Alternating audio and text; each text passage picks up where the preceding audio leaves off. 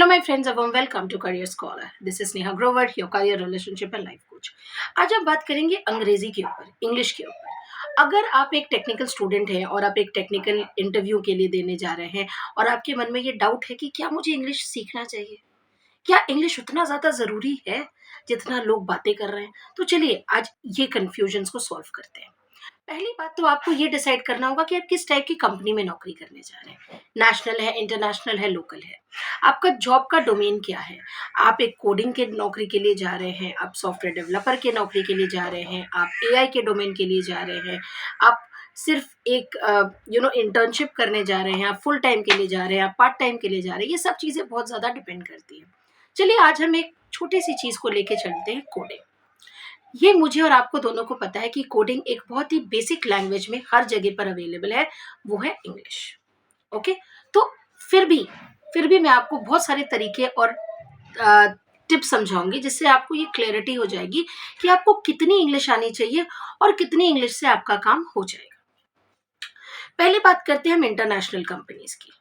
Companies कोई भी हो, जैसे भी हो, इन्फोसिस ले लीजिए, एक्सेंचर ले लीजिए, कैपजेमिनी ले लीजिए, अर्नेस्ट एंड यंग ले लीजिए, कोई बैंक्स ले लीजिए। आजकल कोडिंग हर जगह होती है, हर एक कंपनी है, हर एक कंट्री है। आपको नौकरी कहाँ करनी है? आपको नौकरी इंडिया में करनी है, आपको नौकरी बाहर करनी है, आप इंडिया में, नॉर्थ इंडिया में रहते हैं, आपको नौकरी साउथ इंडिया में करनी है। ये सब चीज़ें मैटर करती हैं। चलिए अभी बात करते हैं ऐसे कंपनीज के बारे में जिनके ऑफिसेज इंडिया में भी हैं और बाहर भी हैं। जब जिनके ऑफिस इंडिया में भी हैं और बाहर भी हैं तो क्या होता है कि जिनके ऑफिस हेडक्वार्टर्स मान लिए बाहर है, तो बहुत सारे लोग ऐसे हैं जो बाहर में भी जॉब करते हैं, बहुत लोग ऐसे हैं जो इंडिया से भी जॉब करते हैं। तो लेकिन क्या है कि जो कि उनके हेडक्वार्टर्स बाहर हैं तो उनके मेन क्लाइंट्स बाहर हैं। बाहर मतलब फॉरेन। अब फॉरेन में तो लोग बहुत तरीके की बातें करते हैं, जैसे हम हिंदुस्तान में गुजराती, तमिल, हिंदी, बंगाली, उर्दू, पंजाबी, मराठी सब बातें करते हैं, वैसे बाहर के लोग भी बातें करते हैं। फॉर एग्जाम्पल फ्रेंच है, स्पेनिश है, जर्मन है, रशियन है, मैंडेरियन है। तो इस तरीके से क्या है कि वो भी बहुत तरीके से बातें करते हैं। तो इसीलिए उन्होंने क्या निकाला, एक तरीका इंग्लिश। और वैसे ही हमारा यहाँ भी हिंदुस्तान में भी निकल गया कि इंग्लिश सीख लो। इंग्लिश सीख लोगी तो बहुत सारी चीज़ें सुधर जाएंगी। यही हमें बोला जाता है हमारे जॉब इंटरव्यू के टाइम। तो इसीलिए ये चीज़ हमेशा ध्यान रखना है आपको कि अगर आप ऐसे किसी कंपनी में जा रहे हो तो आपको इंग्लिश सीखनी है। अब रही बात कितनी सीखनी है, ऐसा नहीं सीखना, आपको कोई शेक्सपियर नहीं बनना, आपने कोई बुक नहीं लिखनी है इंग्लिश में।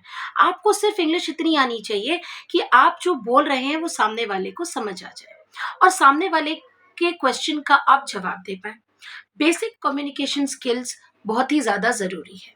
इतना ध्यान रखें कि अगर आपका फोकस बाहर जाके काम करने में है तो आपको बेसिक लेवल से मिडिल और एडवांस लेवल तक इंग्लिश आनी चाहिए, जहाँ पर कि आप आराम से थॉरली और फ्लुएंटली इंग्लिश बोल सकें, क्योंकि आपने ऐसी कंपनी को चूज किया है जिसका हेडक्वार्टर्स बाहर है और बहुत सारे क्लाइंटल्स है जिस पे आपको हर हफ्ते उनसे बात करनी पड़ेगी। तो अगर आपका इंग्लिश थोड़ा सा भी कमज़ोर है या आपने इंग्लिश कभी नहीं पढ़ी तो कोई प्रॉब्लम नहीं है, आराम से पढ़िए और मैं आपको टिप्स बताऊंगी कि किस तरीके से आप इंग्लिश बहुत आसानी से सीख सकते हैं और समझ सकते हैं और बोल सकते हैं। चलिए अब दूसरे कंपनी के बारे में बात करते हैं। आप कहीं पर भी रहते हो, आप हिंदुस्तान के किसी भी कोने में रहते हो, यूपी में रहते हो, बंगाल में रहते हो, दिल्ली में रहते हो, गुजरात में रहते हो या कहीं पर भी रहते हो और आपको लगता है कि नहीं जी मैं तो हिंदी में कंफर्टेबल हूँ, तो आप कोशिश करें कि आपको आपके लोकल लैंग्वेज में ही काम मिल जाए। ठीक है, जैसे आप पंजाबी हो तो पंजाब में रहते हो तो कोशिश करें कि आप लोकल बेल्ट में काम करें जहाँ पर आपको वहाँ के ही लैंग्वेज में इंटरव्यू देना पड़े और वहाँ के लोग ही वहाँ की लैंग्वेज ज़्यादा बोलते हैं। राइट, अब जैसे देखिए मैं आपको एग्जाम्पल देती हूँ कर्नाटका की। ठीक है, कर्नाटका की, बैंगलोर की, चेन्नई की। अब वहाँ के लोग साउथ इंडियन लैंग्वेज बोलते हैं। कर्नाटका के लोग कन्नड़ बोलते हैं। तमिलनाडु के लोग तमिलनाडु लैंग्वेज में बात करते हैं। फाइन, ओके, उनकी साउथ इंडियन लैंग्वेज है तमिल, उसमें बात करते हैं। फाइन, हैदराबादी लोग तेलुगु में बात करते हैं। तो अगर आप अपने वर्नाक्यूलर में बहुत ज़्यादा स्ट्रॉन्ग और आपको लगता है इंग्लिश सीखना मेरे लिए बहुत ज़्यादा मुश्किल है, तो इसमें कोई प्रॉब्लम नहीं है फ्रेंड्स, आप अपने लोकल जगह पे सीख सकते हैं। जैसे फॉर एग्जाम्पल अभी हम बात करते हैं दिल्ली रीजन के बारे में। तो अगर आप अपने नौकरी नोएडा में खोज रहे हो, गुड़गांव में खोज रहे हो, या दिल्ली के किसी प्लेस में खोज रहे हो, एनएसपी में खोज रहे हो, बीकाजी में खोज रहे हो, नेहरू प्लेस में खोज रहे हो, तो ये सब जो एरियाज हैं, ये सब एरियाज हिंदी स्पीकिंग एरियाज हैं। तो आराम से आप हिंदी स्पीक कर सकते हो, हिंदी बोल सकते हो और अपने इंटरव्यूज भी हिंदी में दे सकते हो। इसमें कोई प्रॉब्लम और कोई पंगा नहीं है। लेकिन हमेशा ये बात याद रखिएगा कि हो सकता है जो आपका इंटरव्यू ले रहा हो, या हो सकता है जिनके साथ आप काम कर रहे हो, वो साउथ इंडिया से आए हो, या वो एक ऐसे रीजन से आए हो जहां पर हिंदी कम बोली जाती है, या उन्हें हिंदी नहीं पसंद, या वो हिंदी नहीं बोलते। फाइन। तो तब आप उस क्षेत्र में क्या करेंगे? उस क्षेत्र में अगर आपको बेसिक इंग्लिश आती होगी तो वो आपके काम आएगी। और जितने तरीके से आप इंग्लिश सीखोगे वो बहुत ही आसान होना चाहिए, ताकि वो इंग्लिश सीखा हुआ आपके दिमाग में बैठ जाए।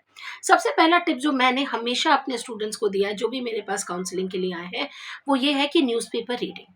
हमेशा हर मॉर्निंग 5 मिनट निकालें और कोई भी न्यूज़पेपर हाथ में पकड़ें, या मोबाइल पकड़ें, या मोबाइल में ऐप डाउनलोड कर लें।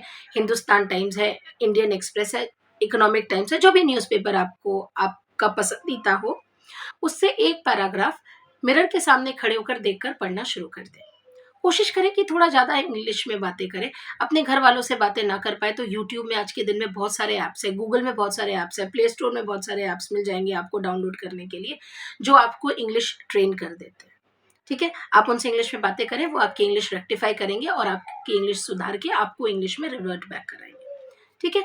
तो इसीलिए ये ज़रूरी नहीं है कि अगर मुझे इंग्लिश नहीं आता तो मुझे घबरा जाना चाहिए और मेरे लिए कोई जॉब्स नहीं है, मैं जॉबलेस हूँ।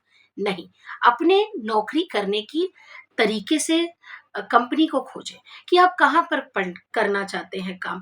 आपने कहीं पर भी पढ़ाई की हो, वो एक लोकल यूनिवर्सिटी हो या वो एक बड़ी यूनिवर्सिटी हो, इट हार्डली मैटर्स। आप जो भी बोले कॉन्फिडेंटली बोले।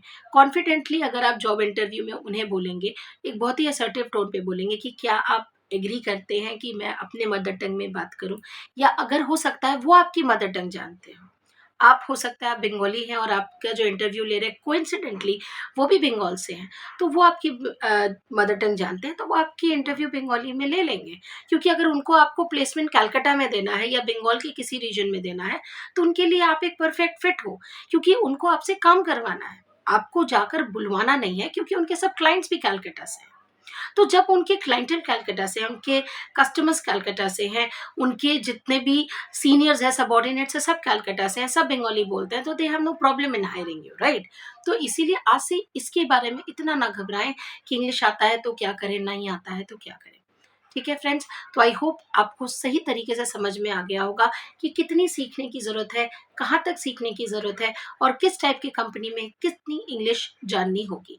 और अगर आप इंग्लिश में अच्छा भी बोलते हैं तो ये ज़रूरी नहीं है कि आप बड़े-बड़े दमदार वर्ड्स बोलें, सिंपल बोलें। आपकी मातृभाषा नहीं है, वो एचआर भी समझते हैं।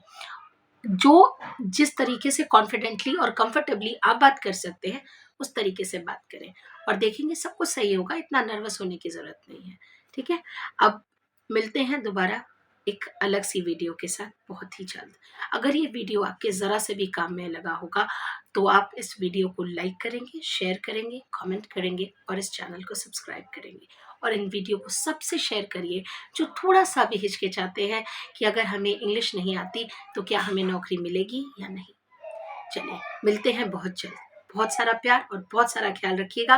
तब तक बाय बाय।